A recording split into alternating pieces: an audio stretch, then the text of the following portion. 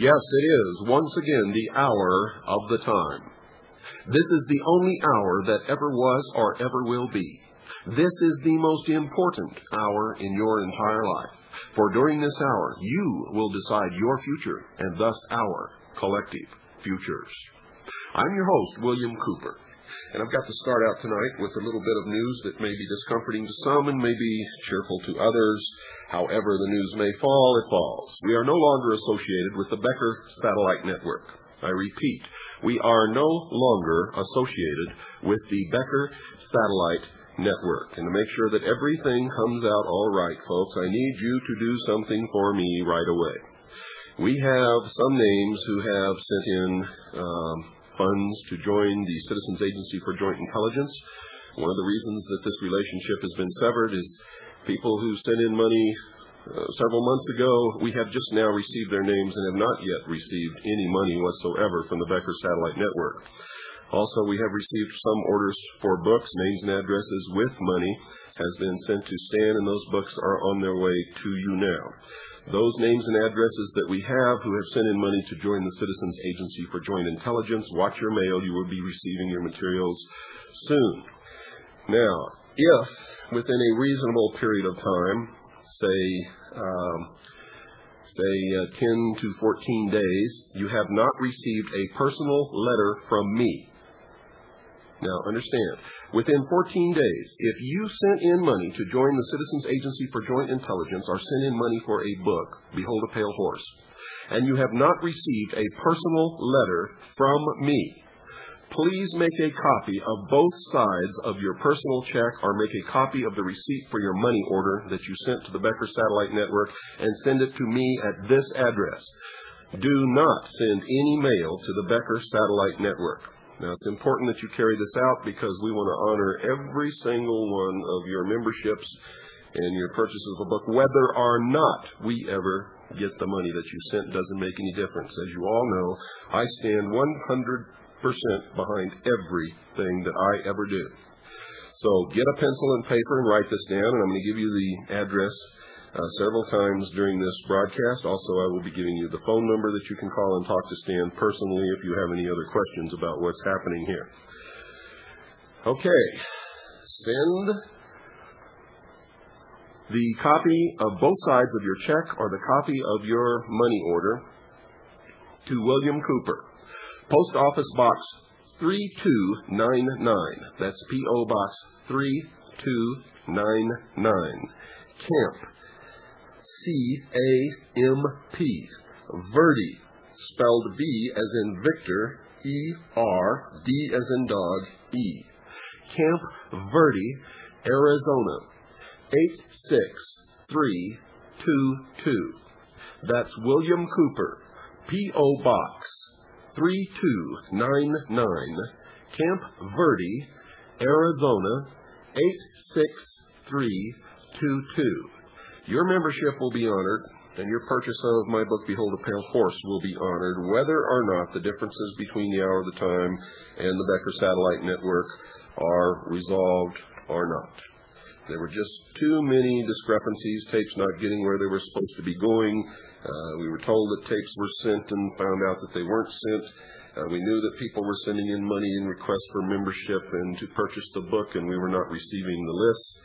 and several other things. But that is strictly between the hour of the time and the Becker Satellite Network, and it could be due to extraordinary circumstances at the Becker Satellite Network. We are not making any judgments about anybody there.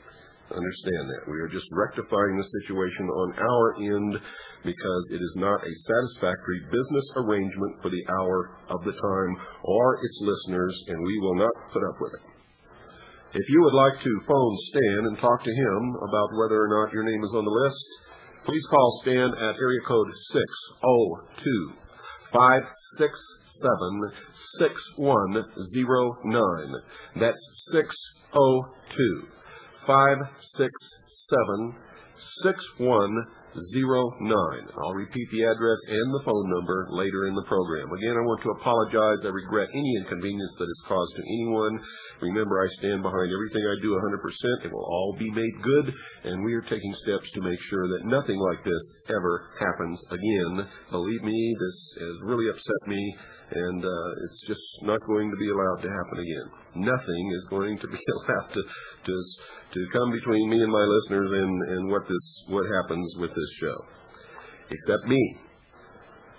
Now for some good news. Some time ago on satellite, I did 2 shows about an obscure little radio station in Phoenix, Arizona, KAPW, and its owner-operator. Those 2 shows concentrated on the points in law which specifically forbids the FCC from interfering with KAPW simply because KAPW is not subject to the jurisdiction of the FCC. Now, I'm not going to run those programs on WWCR, but it's 2 hours. If you're a CAGI member, you can purchase those tapes for $5 a piece. Anybody else, if you're not a CAGI member, you can purchase those tapes for $15 a piece. So if you're a CAGI member and you want both hours of that particular subject on the hour of the time, send us $10 plus I believe it's $2.50 for postage and handling, and we'll send you those tapes. Anybody else, send us $30 plus $2.50 postage and handling, and we'll send you those tapes. But you should listen to it, especially if you're interested in starting a low-power FM station in your area. Those 2 programs covered all the points in law. Now, the good news, folks, is that after being shut down by the FCC and dogging it out, challenging the FCC on the legal points that came out on the show, The Hour of the Time, KAPW, we are happy to announce, is back on the air, operating legally in Phoenix, Arizona. So, let that be a lesson to you.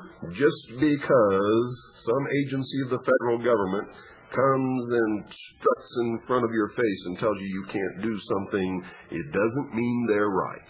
In fact, as many times as not, they are operating outside the law, and you're the one who is within the law. All you have to do is study the law, study the Constitution, apply the points of law, and don't argue superfluous, ridiculous issues. For instance, many people would have argued freedom of speech, freedom of the airways. Airways belong to the people and all of that crap. They did not apply in that instance, and they don't apply in most instances. Tonight's program, we have a guest, folks. Our special guest tonight is Mr. Dave Duffy. He's the editor and publisher of Backwoods Home magazine. Now, folks, this is not, I repeat, not an advertisement. This is a regular show, The Hour of the Time. You knew that I do not take advertisers on this program. I myself have subscribed to Backwoods Home for a long time, back since it first came out. It's not under my name, but nevertheless, the subscription still comes directly to my home. It is my subscription, and I paid for it. Backwoods Home magazine is one of the best magazines that I have seen anywhere. For anyone who wants to become self-sufficient, get out of the system, get off the power grid, learn to live on their own efforts, this is the magazine of choice. This is the magazine that I recommend. Understand that I'm not getting any money for this whatsoever. Mr. Dave Duffy is a man who long ago realized that it was important to get out of major population centers. He wanted to live in the country, wanted to build his own home, but it was at a time in the recent history of the United States, when real estate values soared so high and interest rates were so out of sight that it appeared to Mr. Duffy that his dream was not going to come true. He purchased a small tract of land and began building his own home. And because he was so successful, and because the cost of his land and his home stayed within the limits that are affordable by almost anyone in this country, he decided to publish a magazine on how to build your own home. And that magazine evolved into Backwoods Home, which is not only how to build your own home, but how to build your own power system, hot water systems, heating systems, grow your own food, make your own medicine from available plants and herbs, and many, many, many other subjects. How to become a blacksmith. You would be amazed at the articles that are in this magazine, Backwoods Home, and I think you're going to be pleasantly surprised and a little amazed at Mr. Dave Duffy. So, without further ado, let's get into the meat of this program, The Hour of the Time. Dave, welcome to The Hour of the Time. Thank you very much, Bill. Can we start off by getting some of your background? What have you been up to all your life?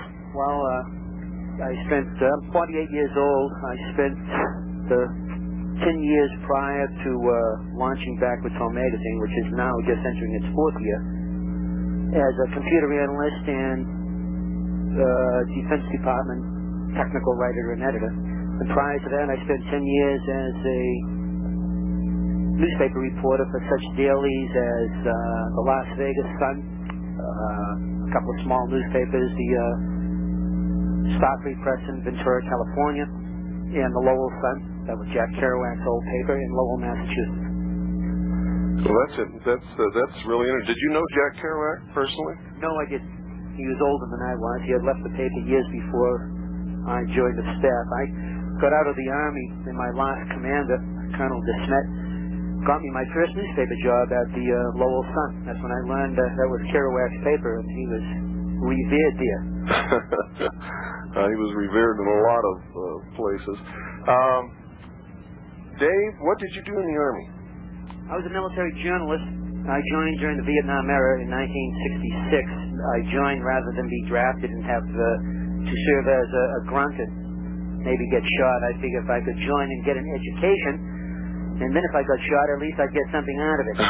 So they sent me to the whiz-bang 10-week journalism course in Fort Benjamin Harrison, Indiana, which they are about to close down. That's one of those military bases getting the axe.